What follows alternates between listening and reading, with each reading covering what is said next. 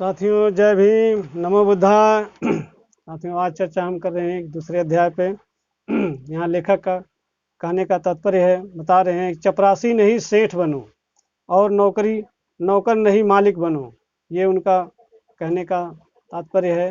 लेखक यहाँ लिख रहे हैं, वो बता रहे हैं, एक उदाहरण के द्वारा हमें समझा रहे हैं कि हम 5 लाख रुपए दे करके एक सरकारी नौकरी के लिए लाइन में हम खड़े हुए हैं, उसका हम बरसों इंतज़ार करते हैं, लेकिन हम ये नहीं सोचते हैं कि यही 5 लाख रुपया लगा करके क्यों ना हम एक छोटा सा बिजनेस स्टार्ट करके और अपनी मेहनत उस बिजनेस में लगाएं और उसे सक्सेसफुल करें और उसे कामयाब बनाएं, ताकि जो है कि वो हमारे, अगर एक पीढ़ी ने मेहनत कर ली है तो दूसरी पीढ़ियों का कल्याण हो जाएगा, वो कई पीढ़ी तक चलता रहेगा।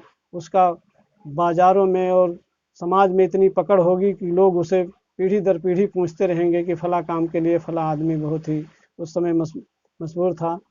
ये कभी का कहने का मतलब है कि इस चीज़ के लिए वो सोचते ही नहीं हैं कि हमें व्यापार की तरफ जाएं। वो समझा रहे हैं कि कलेक्टर का बेटा कलेक्टर नहीं कहलाएगा, वो भी कलेक्टर बन के चला जाएगा तो उसकी आने वाली पीढ़ी जो होगी वो भी मेहनत करेगी और वो भी कोई ना कोई रास्ता निकालेगी। नौकरियों में अक्सर यही होता है, लेकिन बिजनेस में ये होता है। साथियों याद करें, हमारे युवा साथी पहचाने से जाने कि एक व्यापारी का बेटा एक व्यापारी ही कहलाएगा, उसका व्यापार क्यों ना ही छोटा हो। वो करने के बाद भी अगर वो इस दुनिया से जाता है तो अपने बेटे के लिए वो कुछ ना कुछ पूंजी और वो माहौल छोड़ करके जाता है। समाज में वो पकड़ बना करके जाता है कि लोग उसे जाने के बाद भी उसकी औलाद को पूछते हैं और उसे समाज में मान सम्मान और इज्जत देते हैं। यही कवि का समझाने का मतलब है कि तमाम तरीके के हैं कि उतार हैं कि पानी पूड़ी वाला है, डेसर वाला है, कोई ना कोई छोटा मोटा धंधा करके हम पूंजी के सहारे अपना खड़े होकर के बाजार में हम जाएं तो वहाँ अपना हम समय लगाएं तो सही और देखें वहाँ हमारे सामने क्या माहौल और क्या स्थिति होती है। इसी बात को कह रहे हैं। एक उदाहरण और दे रहे हैं कि मारवाड़ी लोग एक दिन लौटा और एक गोछा लेकर के वो घर छोड़ करके बाहर निकले थे व्यापार के लिए। अब आज वो व्यापार में तरक्की करते करते इस हद तक पहुँच गए हैं कि देश तो देश नहीं, वो विदेशों में भी जो है कि अपने व्यापार का परचम लहराए हुए हैं और वो आज हवाई जहाज़ों से खूब टर्न ओवर कर रहे हैं, देश से विदेश हवाई जहाज़ों में घूम रहे हैं। और यहाँ तक कि उनके औलादे भी जो हैं वो पढ़ लिख करके वो इंग्लिश से फ्रेंच भाषा जो है, जर्मनी भाषा है, विदेशों की भाषा सीख करके बच्चे भी तैयार हो रहे हैं। और पहले से उनके बाप दादों ने वो बिजनेस पकड़ा रखा है और भाषाओं का और इंग्लिश का अच्छा ज्ञान होने के बाद उनको कठिनाई नहीं होती है, वो सीधे जा कर के बिजनेस से जुड़ने में उन्हें मौका मिलता है।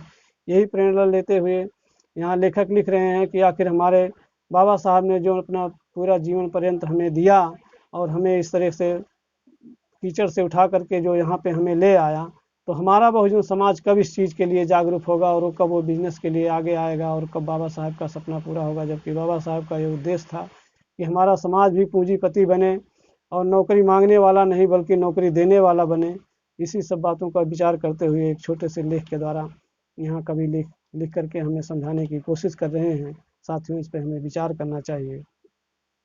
कह रहे हैं हम 5 लाख रुपए रिश्वत देकर चपरासी की सरकारी नौकरी के लिए कोशिश करते हैं, लेकिन इतनी पूंजी से कोई छोटा बिजनेस करने की नहीं सोचते हैं। मुश्किलें तो आती हैं, लेकिन व्यापार सफल होने पर आने वाली कई पीढ़ियों का कल्याण हो जाता है। जबकि सरकारी नौकरी में तो कलेक्टर के बेटे को भी पूरी मेहनत करनी पड़ती है। कलेक्टर का बेटा कलेक्टर नहीं कहलाता, जबकि सेठ का बेटा व्यापारी ही कहलाता है। बड़े व्यापार की छोड़ो, फलों की दुकान वाला भी महीने की अच्छी रकम कमाता है। पानी के गोलगप्पे वाला या छोटा हेयर ड्रेसर भी खूब कमाता है। फिर बड़े व्यापार की तो बात ही क्या है। बस इसके लिए माहौल, सोच व फैसला लेने की हिम्मत की ज़रूरत है। याद करो, मारवाड़ी बनिए लोग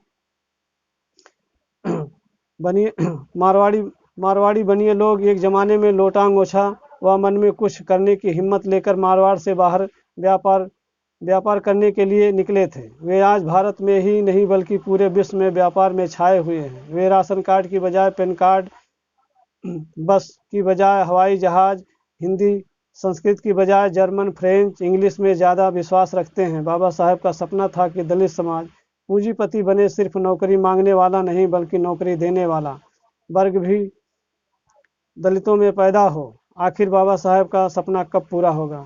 यहाँ कवि का एक छोटा सा संकेत है, छोटे से लेख के द्वारा कि आखिर ये सोच हमारे दलित समाज में कब आएगी कि वो नौकरी देने मांगने वाले नहीं, नौकरी देने वाले बने और वो पूंजीपति बने, क्योंकि आर्थिक समस्या ही सारी जड़ों का निचोड़ है। जब तक आपकी आर्थिक स्थिति मजबूत नहीं होगी, आपको कोई मान सम्मान देने वाला नहीं है। साथियों, इस पर हमारे युवा साथियों को विचार करके और अपनी आर्थिक स्थिति को जरूर ध्यान में रखते हुए और अग्रसर हों और इस पर कार्य करें, तभी एक अच्छा जीवन जीने के लिए वो अग्रसर होंगे। साथियों, अगले अध्याय पर हम फिर आपसे इसी विषय पर चर्चा करेंगे दूसरे अध्याय के साथ। तब तक के लिए इस वीडियो को यही विराम लेते हैं। जय भीम, नमो बुद्धाय।